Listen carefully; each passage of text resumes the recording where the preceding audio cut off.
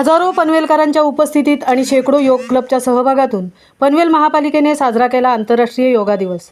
सकाळची 6:30ची वेळ, रिमझिम पावसाची बरसात चालूच होती, पण पनवेलकरांचा उत्साह ओसंडून वाहत होता।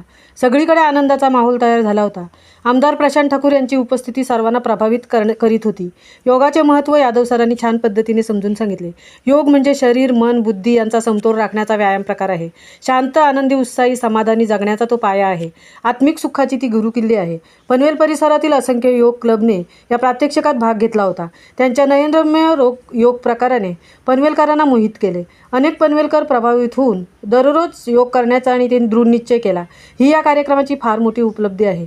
पोहे, उपमा, गोड शिरा आणि मधुर कलिंगड ज्यूसने या भव्य दिव्य समारंभाची सांगता झाली। आजच्या सळसळत्या तरुणाईचा आणि ज्येष्ठांचा उत्साह डोळ्यांचे पारणे फेडून गेला। असे सांघिक योग कार्यक्रम महापालिकेने अधूनमधून राबवणे आवश्यक आहे। आजच्या या धकाधकीच्या आणि ताणतणावाच्या वातावरणात त्याची गरज अनन्यसाधारण आहे। कृपया महापालिकेने याची नोंद घ्यावी। महामुंबईसह मिलिंद खारपाटील, पनवेल।